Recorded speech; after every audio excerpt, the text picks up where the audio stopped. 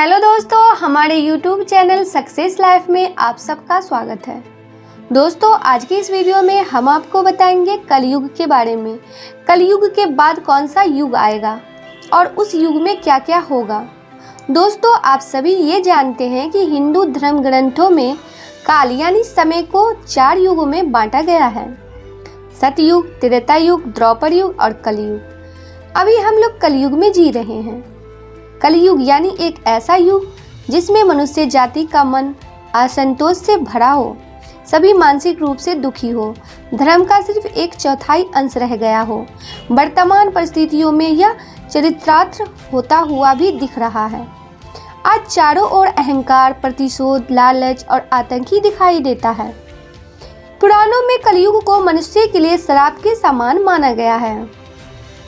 दोस्तों, लेकिन क्या आपने कभी सोचा है कि कलयुग कब शुरू हुआ या फिर इस श्रापित युग का अंत कब होगा और उसके बाद कौन सा युग आएगा? तो आइए जानते हैं कि कलयुग के बाद का युग कैसा होगा और ये कब आएगा।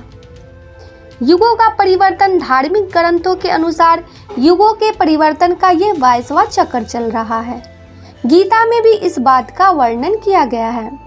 गीता के अनुसार परिवर्तन ही इस सृष्टि का नियम है। जैसे आत्मा एक शरीर को छोड़कर दूसरा शरीर धारण करती है, दिन के बाद रात का होता है, जैसे ऋतु भी अपने निश्चित समय के परिवर्तित होती है, ठीक उसी तरह एक निर्धारित कालांक के बाद इस सृष्टि में युग का परिवर्तन होना भी अटल सत्य है। दोस्तों, विष्णु जी के अनुसार कलयुग ग्रंथों में कलयुग से जुड़े एक कथा का वर्णन किया गया है, जिसके अनुसार एक दिन किसी ने भगवान विष्णु से पूछा कि हे प्रभु, अभी द्वापर युग चल रहा है और कालखंड के चक्र के अनुसार इसके बाद कलयुग आने वाला है, लेकिन मनुष्य उस युग को पहचानेंगे कैसे? तब विष्णु जी ने कहा, जब दुनिया में पाप बढ़ जाएगा तब समझ लेना कि कलयुग शुरू हो चुका है। कलयुग की शुरुआत स्त्री के केसों से होंगी। अभी जिन केसों को स्त्री का आभूषण माना जाता है, उन्हीं केसों को कलयुग की स्त्रियां कटवाना शुरू कर देगी। उसके बाद सभी स्त्री पुरुष सुंदर दिखने के लिए अपने बालों को रंगना शुरू कर देंगे और फिर कलयुग में किसी के भी बाल लंबे और काले नहीं दिखाई देंगे। इसके बाद जिस दिन पुत्र पिता पर हाथ उठा देगा, उस दिन समझ लेना कि कलयुग शुरू हो चुका है। इतना ही नहीं, जब घर में कलह क्लेश होने लगेगा, कोई आपस में मिलकर नहीं रहना चाहेंगे, लोग अपने ही घर में अपनों को मारने लगेंगे, तो समझ लेना कि कलयुग अपने चरम पर पहुंच चुका है। उसके बाद शिव और ब्रह्मा एक हो जाएंगे और फिर जब कलयुग हम सब पर हावी हो जाएगा, तो हम तीनों मिलकर इस युग का अंत कर देंगे और एक नए युग की शुरुआत होगी, जहां सब कुछ फिर से सत्य होगा। दोस्तों, ब्रह्मा पुराण के अनुसार कलयुग के अंत में मनुष्य की आयु महज 12 वर्ष रह जाएगी। इस दौरान लोगों में दोष और दुर्व्यवहारपन बढ़ेगी। कलयुग की उम्र जैसे जैसे बढ़ती जाएगी, वैसे वैसे नदियां सूखती जाएगी। बेईमानी और अन्याय से धन कमाने वाले लोगों में बढ़ोतरी होगी। धन के लोग भी मनुष्य किसी की हत्या करने में भी संकोच नहीं करेंगे। मनुष्य पूजा पाठ, व्रत, उपवास और सभी धार्मिक काम का करना बंद कर देंगे। गाय दूध देना बंद कर देंगी। मानवता नष्ट हो जाएंगी। लड़कियां बिल्कुल भी असुरक्षित नहीं रहेंगी। उनका अपने ही घर में शोषण होगा। अपने ही घर के लोग उनके साथ व्यभिचार करेंगे। आप बाप बेटी, भाई बहन कोई रिश्ते नहीं रह जाएंगे। एक भाई दूसरे भाई का ही शत्रु हो जाएगा।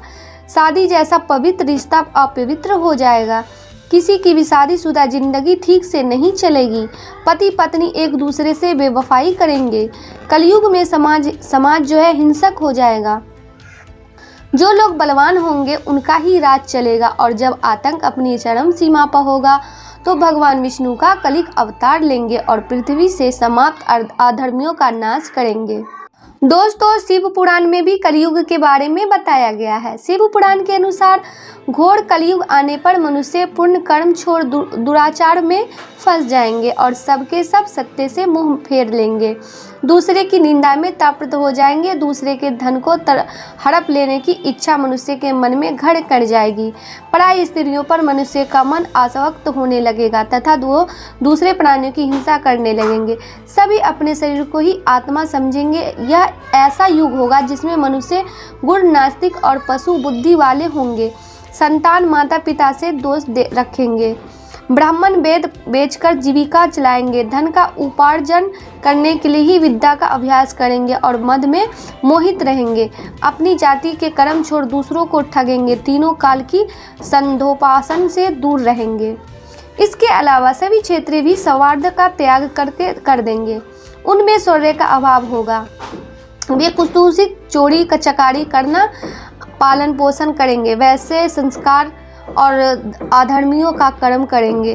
कलयुग की स्त्रियां प्रायः सदाचार से भ्रष्ट और पति का अपमान करेंगी। वह सास ससुर से घृणा करेंगी। स्त्रियां किसी का भी भय नहीं मानेंगी। मलिन भोजन करेंगी। उनका शील स्वभाव बहुत बुरा होगा और वे अपनी पति की सेवा से सदा ही विमुख रहेंगी। दर्शकों, आज शिव पुराण में वर्णित से ये सारी बातें सच में घटित होती हुई दिखाई दे रही है, जबकि कलयुग ने अभी मात्र 5000 साल पूरे किए हैं और इसे समाप्त होने में अभी लाखों वर्ष बाकी है। तो जरा सोचिए, कलयुग जब अपने चरम पर होगा तो उस समय क्या होगा।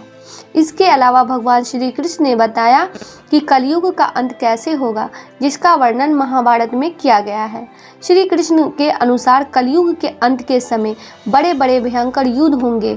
भारी वर्षा, प्रचंड आंधी और चोरों की गर्मी पड़ेगी।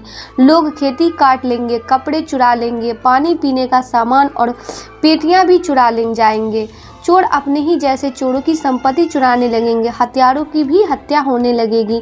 चोरों से चोरों का नाश हो जाने के कारण जनता का कल्याण होगा। युगांत काल में मनुष्य की आयु अधिक से अधिक 12 वर्ष की होगी। लोग दुर्बल, क्रोध, लोभ तथा बुढ़ापे और शोक से ग्रस्त होंगे। उस समय रोगों के कारण इंद्रियां क्षीण हो जाएंगी। दोस्तों, इसके बाद कृष्ण जी आगे कहते हैं कि कलयुग में जब पाप अपने चरम पर पहुंच जाएगा और पृथ्वी लोक से धर्म समाप्त होने लगेंगे, तब मैं कलिक रूप में अवतरित होकर इस धरा को पापों से मुक्त करूंगा और उसके बाद जो नया युग आएगा सतयुग कहलाएगा। दोस्तों, सतयुग में मनुष्य अपने तपोबल से भगवान से बात कर सकेगा। इस युग में लोगों को अपने शरीर पर पूर्ण नियंत्रण होगा।